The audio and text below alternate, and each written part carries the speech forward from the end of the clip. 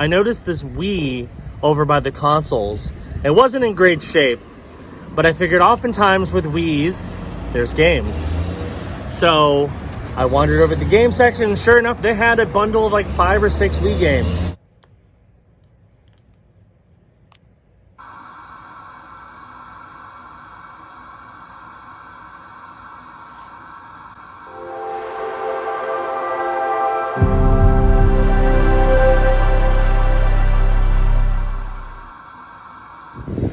Well, I'm back at GameStop because there's this fairly expensive PS4 game that's on sale at Target for 20 bucks. I'm gonna try to price match it if they have it, which last time I checked they did. So, see if I can get lucky again. Let's go. All right, another pretty successful trip to GameStop. So I went in there just to try to get one game to price match it. But then while I was browsing the shelves, I found a number of different games I thought, you know, I could put together buy two, get one, and I did. The first game I picked up was one that I almost picked up earlier in the week, and that was No Man's Sky on the Xbox One. But apparently they did not have the game. They had the case, but not the game. So, wah-wah for that one. But I found a replacement, and it's a returning game, so there's that. So we're going to start off with Risk of Rain 2 on the Switch. So I know this game is at 5 below the PS4 version, but I wanted the Switch one just because this looks like a game I think that would be really good to play on the Switch. It was 15, which is not bad for a Switch game. So I figured, you know what, might as well grab it. Not a bad choice. Alongside it, I found another Switch game I've never heard of before, but it looks like an interesting game. I think it's an RTS.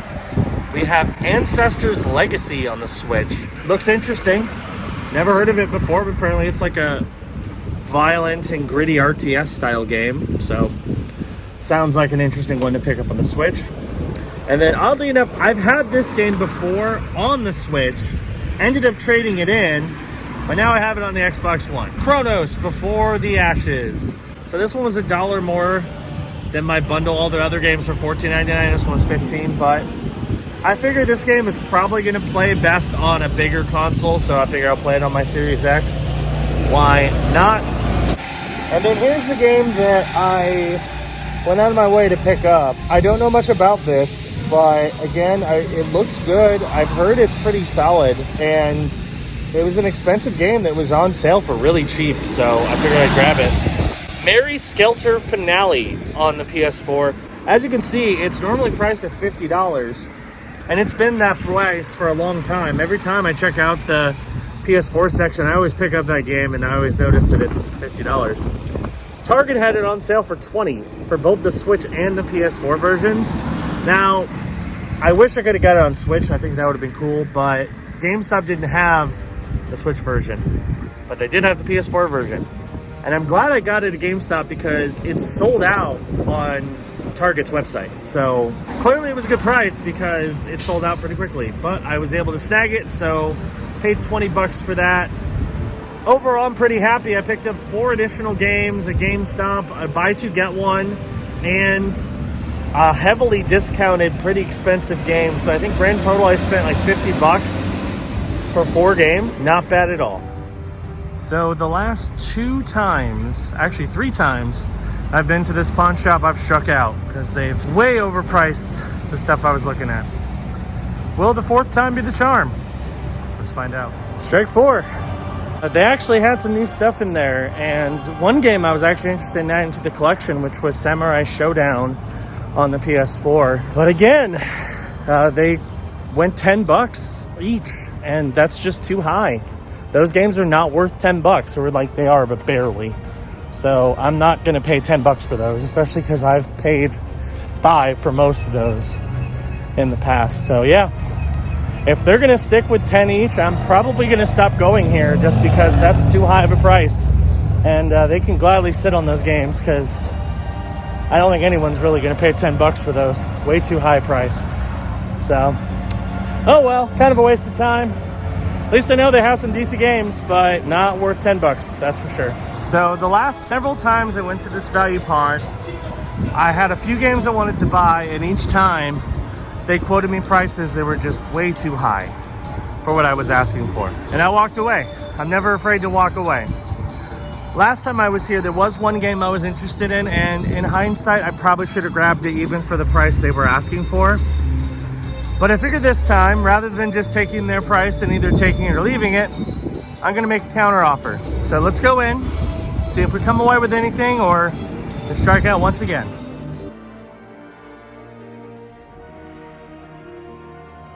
Okay, so here's how all this went down. I went in there and they actually had, as you saw, a pretty good stack of new PS4 games. So I looked at a bunch and pulled out a bunch, including they had a couple GTA 5s. Red Dead was gone. The only one they had left was, I think, the one that only had one disc. But they had a few other ones, and I picked out, I think, 6 games total and asked what they could do. And originally the guy seemed like he was willing to deal. He asked me to make him an offer. So I offered 7 apiece. And he was like, nah, I can't do that. So then he told me he'd do 60 for all 6, so 10 apiece. And he'd knock off tax, which that just wasn't worth it, especially because like GTA is only worth $770 in trade-in. And then Dying Light, I picked up on a whim, but I wasn't sure that one was worth a lot. So I passed on all those. I did pick up 3 games. One of them I did whiff on, but one I actually did okay, and one I actually picked up to keep. So the one I whiffed on is Resident Evil 2 Remake on the PS4. I thought this one might have some decent value. It has okay value. It's worth $770 without any bonuses. So I think what I'm going to do is both of these other games I picked up, I'm probably going to hold on to until there's a trade-in bonus, at least a 30%, so I can make my money back. But yeah, this one's only worth $770, so it's kind of a whiff. Again, my reception's terrible in there, so I don't always have the ability to check values, but I'm like, I mean, it's not much of a loss, thankfully. And if I can get a bonus, I might be able to make my money back or more. So not the worst choice. Along with that, they also had Resident Evil 3 on the PS4. This one is actually worth 11 base.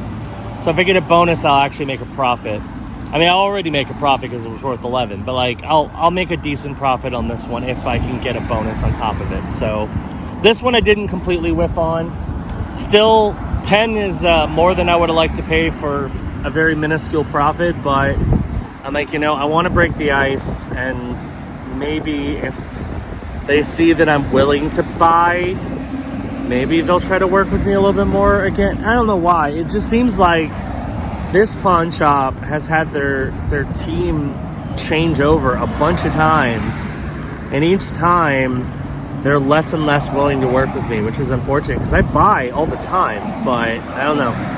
And then the one game that I did want, and I'm glad it was still there, even though Red Dead was not, is Samurai Showdown on the PS4. This is a fairly uncommon PS4 game. It's a fighting game. It looks pretty fun. I was eyeing it on Xbox One at Target for a while, but they just would not lower it below like 50 bucks. So I figure if I can get it for 10, it's worth picking up, and it's actually worth more than that. So this was going to be a pickup regardless if they still had it. And then I also scooped up 2 Resident Evil games. So I did okay. Not the worst, not the best. Alrighty then, it's time to head back into Cash America, see if we can score on some new games. It's been about a week, so hopefully they'll have some. Let's go. Sadly, Cash America did not come through. They haven't gotten anything new in the past couple weeks, so that's unfortunate. I mean, I did score pretty big a couple weeks ago, or actually that was last week. Can't believe it was that long ago, but they just haven't had much since then, so might be a little bit before I actually can score again in there, but for now, yeah, nothing new. So I am going to go to at least one more pawn shop. I might go into 2, we'll see, but not looking great in terms of deals so far this week. Well, I actually picked up something at the other value pawn. Can I go 2 for 2 today? Let's find out. Okay, so a couple things. First off, as you saw, I did pick up a couple games, and we'll go over those in a second. But I did want to mention a follow-up to something that I've been attempting to work on for months now. So you might recall back in, I think it was October, I saw this binder that was just full of loose disc games that they did not have cases for. And I asked about it back then, and they told me, well, they can't sell them without cases. They have to do this audit and go through all the games and figure out which ones have cases or not. And like, let's be honest, I go to that game section a lot. They don't have a lot of games. So it should be fairly easy to say which ones have cases and which ones don't. But regardless, I said, okay, I'll keep checking back, and once you're able to do it, I'll definitely be interested in picking up some of them. It is now March of 2022. That was back in October of 2021. So it's been like 5 months and still hasn't been done. I saw the binder today because they need to get the 2 games that I actually picked up out, and I asked about them, and originally the woman's like, oh yeah, I'm interested in selling, and then the manager was like, no, can't sell those. So it's incredibly frustrating, and I asked about it, and they're like, we've just been so busy. You say that every single time. You're always busy, always busy. I'm like, does it take that long to... I mean, it shouldn't. You don't have that many games, so I don't know why it's taking as long as it is for them to do this quote-unquote audit. I think they just don't want to sell them to me, which is silly because, like, you're just sitting on them with nothing going in and out, whereas I'll pay for those games and get them out of your store, and at least you'll make some money off of them rather than them just sitting there rotting in a binder. But whatever, it is what it is. The important thing is I picked up games. I found a couple, and I had a hunch that there was something because I noticed this Wii over by the consoles. It wasn't in great shape, but I figured oftentimes with Wiis, there's games. So I wandered over to the game section, and sure enough, they had a bundle of like 5 or 6 Wii games. And they were priced at $5 a piece. So I went through them and picked out by far the 2 best ones. And it's funny because now I'm all of a sudden getting a pretty decent Wii JRPG collection. I don't know why, but I just keep finding JRPGs on the Wii. The other nice thing about these is they were cheap. They're in really great shape. The discs are basically flawless. They're complete. They have all the binders. Some of them even have extra inserts. So definitely a score for $5 each. We're going to start off with Dragon Quest Swords on the Wii. This is a Wii exclusive Dragon Quest game. You get to swing your Wii remote and do sword battles. Sounds interesting. I've never played it, but I figured, you know what? It's a Dragon Quest game and it's on the Wii. Might as well pick it up. And then this one I'm pretty excited about, even though, yes, I already own 2 copies of this game on different platforms, but this one I feel is the best version, so I had to grab it. Resident Evil 4 Wii Edition. So if you don't know, they took Resident Evil 4 in the GameCube and they redid it for the Wii with waggle controls, and the waggle controls are actually good. Like, this actually adds a lot more to the Resident Evil 4 experience, so I'm absolutely thrilled to pick this up, especially for $5. So 2 Wii games, $10 total. Very happy to add both of those to the collection. And again, I brought up the binder. Hopefully one of these days I'll finally be able to go through that binder and pick out a bunch of discs. So we'll see, but that's what we got right now. Not bad. Well, we've had a mostly GameStop focus week, so I figured I'd check a different GameStop, see what they've got in terms of buy 2 get 1 and maybe some retro stuff. And I'm here with Matt, so let's go in, see what we can find. All right, so it is time to do a recap of everything that we picked up. And honestly, we had a good week. It really did. We did a lot of GameStop this week, and not online like my usual GameStop heavy weeks. This time I actually went in store a number of times to take advantage of GameStop's buy 2 get 1 free deal. The values were solid, plus we went to a couple pawn shops, picked up some other deals here and there. We're gonna start off with my last GameStop that we stopped in, the one I don't normally go to, and I went to with Matt. And it was cool when we went in there because obviously they have a different inventory than the GameStop that I'm used to. So I asked the manager if I could see their retro stuff, and she printed out a list of all the retro games she had. And they actually had a decent number of Wii U and Wii games available. No GameCube. They did have some 360 and some PS3, but most were pretty easily findable titles. So I ended up picking out 1 Wii game, 1 Wii U game, and 1 Xbox One game. to complete a buy two get one. So we're going to start off with the Xbox One game, and that is Shovel Knight Treasure Trove on the Xbox One. Now I do have Shovel Knight digitally, but I only have the original game. This version includes all 5 Shovel Knight games on one disc, which is pretty awesome. So I'm pretty excited to have that. I enjoyed Shovel Knight. I thought it's a pretty fun retro platformer type game. So I'll be happy to add this to my collection. I paid $20 for this, and it is worth $20. So broke even, not too bad. Game number 2. What's funny is this one, my GameStop actually does have a copy of this, but it doesn't come in the original case. It was in like a black case. But this one was complete. So I snagged it because I figured it makes a lot of sense. We have Hyrule Warriors on the Wii U. I just got Age of Calamity, which is the sequel to Hyrule Warriors. So now I have the original Hyrule Warriors on the Wii U, which is the system it debuted on. It has the manual. It's in really good shape. All of these games were in really good shape, honestly. That's the other nice thing about picking up games in person at GameStop, is you can dictate the quality for the most part. But yeah, Hyrule Warriors. I paid nothing for this. This was the freebie. It's worth $12. So happy to add that to my Wii U collection, and now I have both Hyrule Warriors games. Pretty cool. Speaking of Zelda, another game that I had before and I traded in because it was worth a decent amount of credit, but now I found an even better looking copy that was part of the buy two get one deal, and that was The Legend of Zelda Twilight Princess on the Wii. Obviously the GameCube version is the more desired one, but it's still a good way to play Twilight Princess.